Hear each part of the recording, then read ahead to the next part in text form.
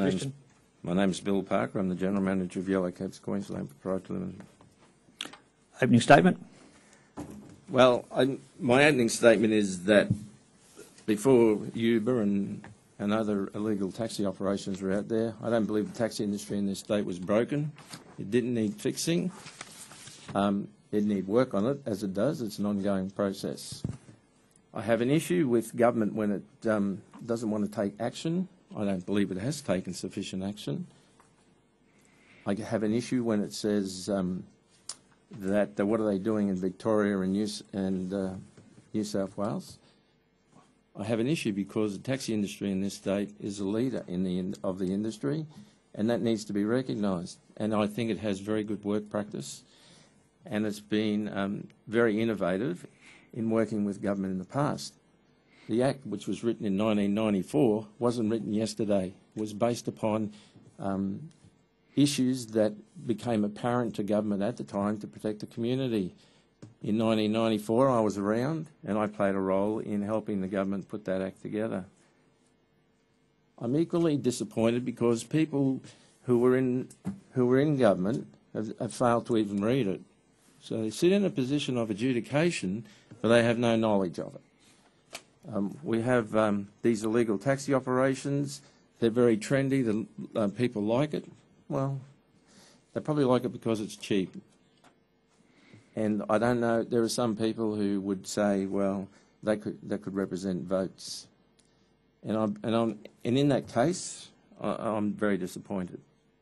So from Yellow Cab's perspective, we played a very involved role with government in helping identify issues that needed to be incorporated in the current Act, and we've had a good working relationship. There are a lot of people in our organisation that have been in the industry a long time. It has a greater knowledge of what a driver or drivers can get up to bend the rules and to endanger public.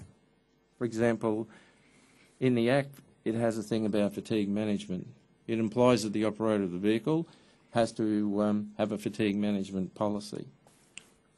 Well, that's all very well and good.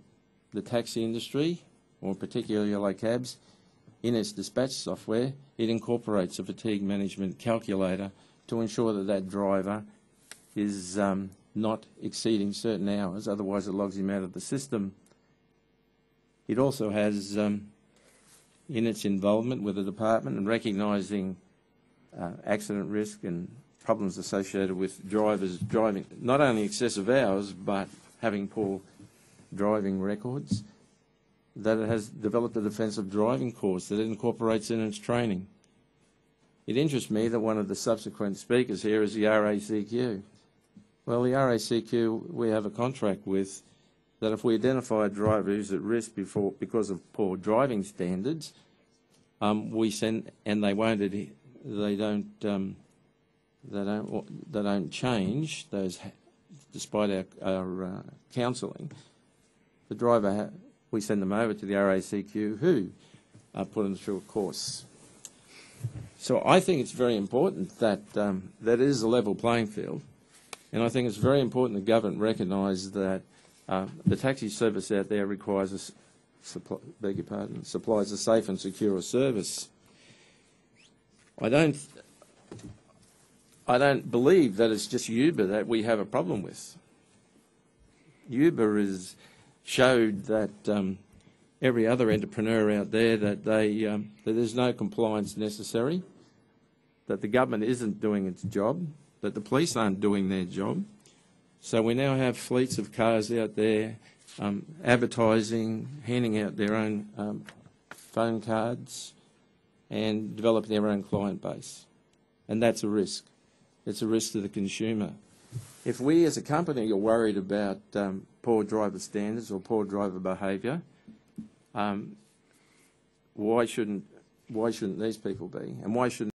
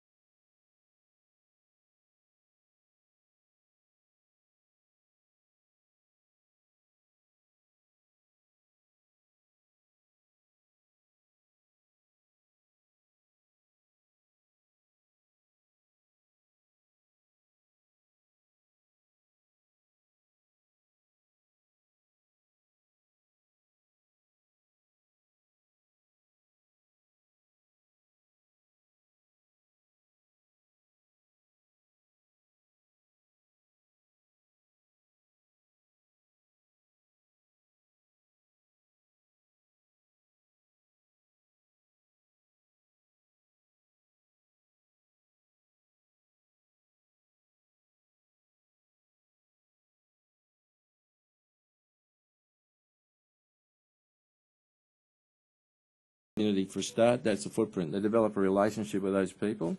They're out there 24/7. When the cyclone hit Yeppoon, I'm sure you all read, maybe you're not, but I'll remind you that it was the cab industry that was driving around out there. They volunteered to do this, picking up people at their houses and taking them to safe havens. So they played that role. They're out there 24/7. They need the good times to subsidise the bad times. They're out there at 4 a.m. in the morning and they could be there for 3 hours and not get no demand. But they accept that as part of the process of being in the cab industry or working in that community. So when busy night comes along, well, they can cross-subsidise their operational costs.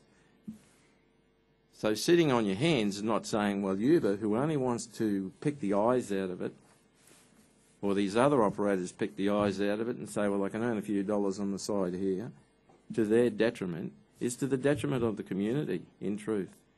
So I'm very worried about some of those country areas, to answer your question. I'm very close to the people in Yeppoon. I'm close to Rockhampton. I'm close to Warwick. We also look after Tully and Magnetic Island, huge cab areas, but nevertheless, there's nobody in the cab industry in this state that isn't worried. There is nobody who isn't concerned.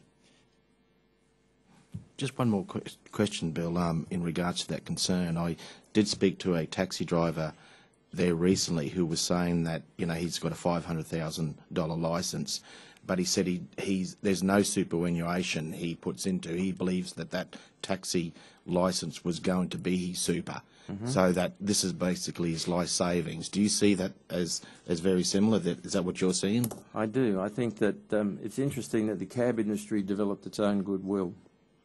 That $500,000 is goodwill. If he wants to sell his business as a small business operator, he's developed the goodwill. Our government in the past have benefited by the goodwill that cab drivers or cab drivers have developed. Now the goodwill changes from city to city and country town to country town. So the goodwill in Rockhampton could be $200,000, and the goodwill down the Gold Coast, as he said, was $500,000. Well, it's based upon what you want to pay to buy a small business. In the past, when the government tendered for existing new licences for an area, and the last one I remember they tendered for was in Yeppoon, they put it to public tender. They gladly accepted the money that the person who won that tender offered to provide the service. The government gladly accept whenever there's a change of ownership of a licence, the stamp duty that goes with it. It's a form of taxation as well, I guess, and it's a significant amount, which is part of the process.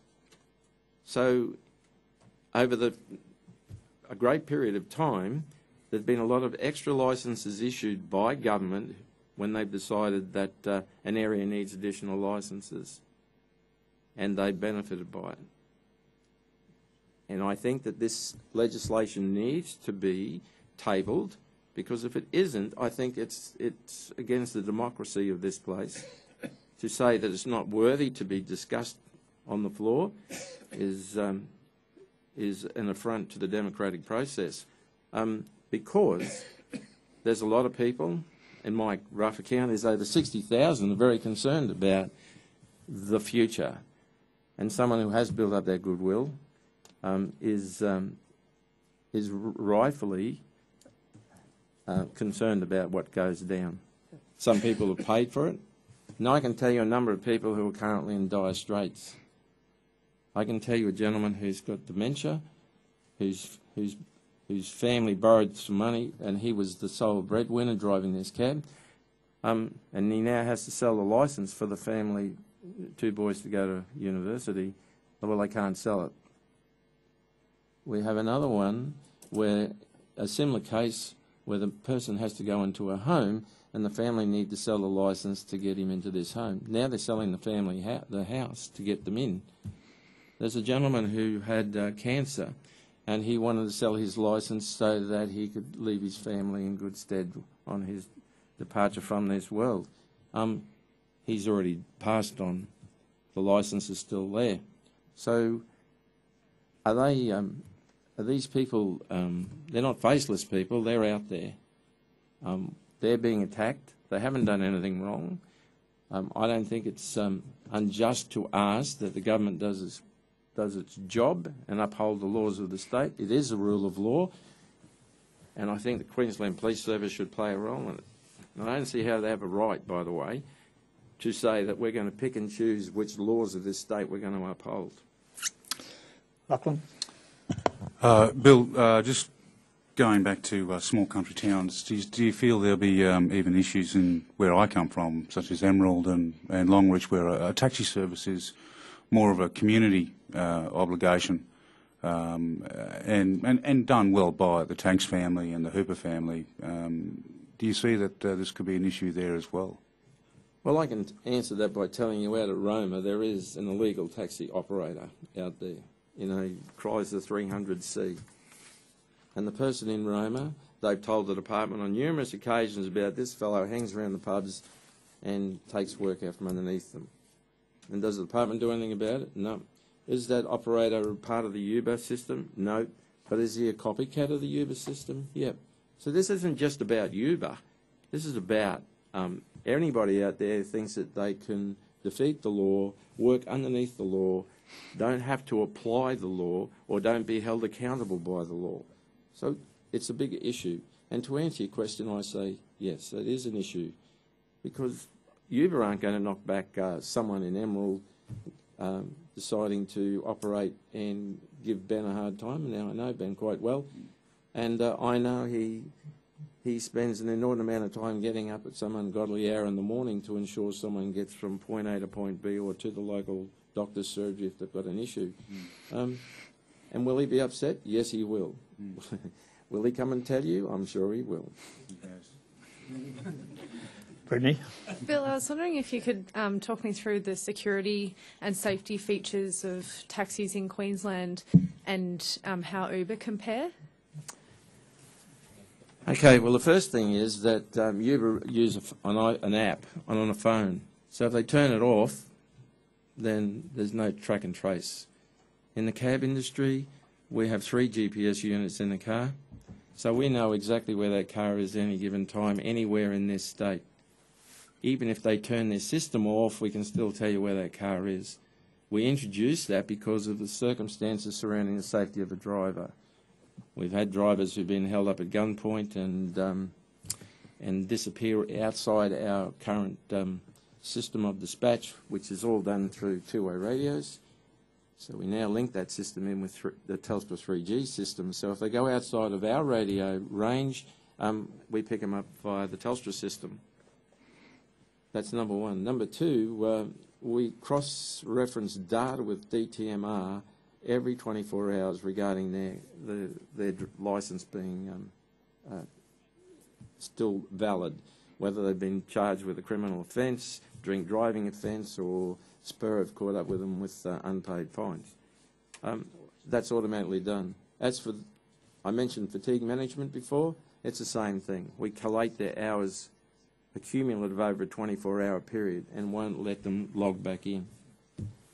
All that, in real terms, is in favour of the community, the people we carry.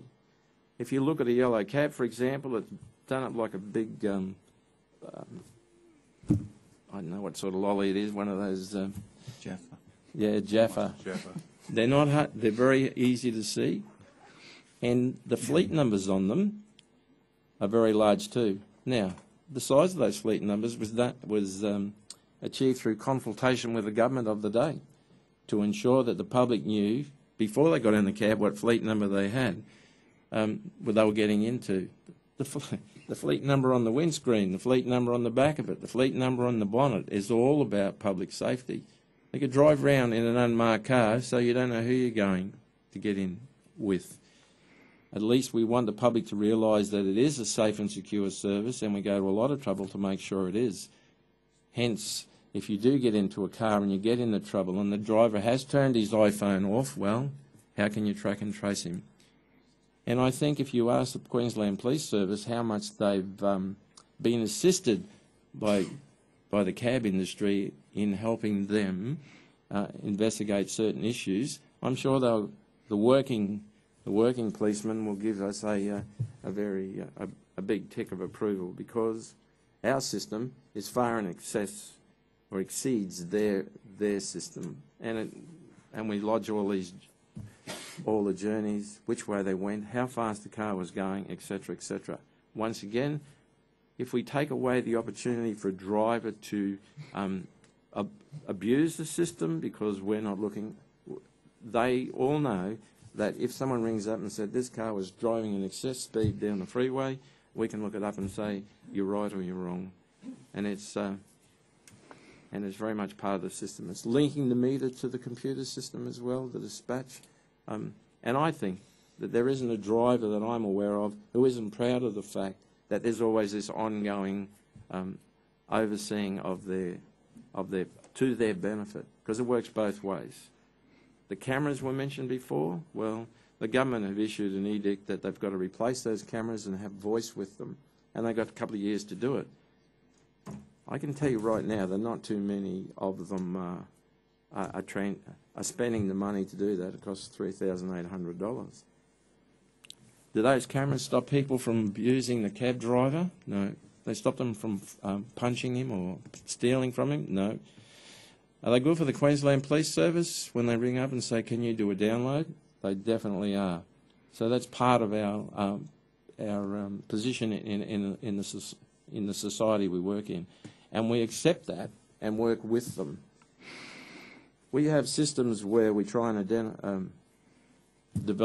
get the drivers to develop relationships with the people they pick up and carry. And that's no greater evidence of that than in Yeppoon, where the local drivers become very much part of the community. The same with Ben Hooper up in Emerald, and the drivers in Bundaberg, who are doing it very tough at this point in time as well because of the floods and downturn in the community. So it just comes back. If government doesn't want to do anything, then this industry will have a huge problem. And I think there will be repercussions of a very broad section of the community. Thanks, Bill. Before you go, I just want to clear up a little bit of a misunderstanding we had. Look, anybody's more than well, everybody's invited to talk about the safety issues which you were doing, but we just can't accept any discussion on specific cases. And I have a role to make sure that the committee is shielded from all that as well. So thanks very much for your input. Much appreciated. I just want to make a point. It needs to be a level playing field.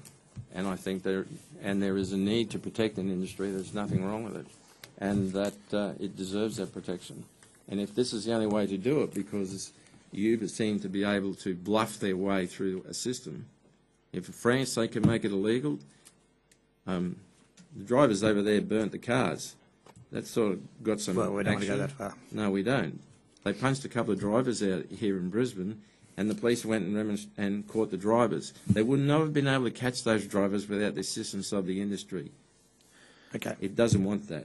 I don't think there's a lot of benefit in just targeting Uber, though, in this whole discussion. The whole thing needs to be about the taxi industry and illegal taxi industries, and that's what we need to be talking about. I totally agree. And I can tell you that even Uber should be worried, because if there's 400 illegal Uber cars in this Brisbane area, I would be reasonably assured there would be 400 other vehicles that doing the same thing, and they're getting around, picking up hails, and no one can account for them. Thanks, Bill. Can I just say one more word? We're out of time, mate, and I've got to be fair to everybody else. Thank you.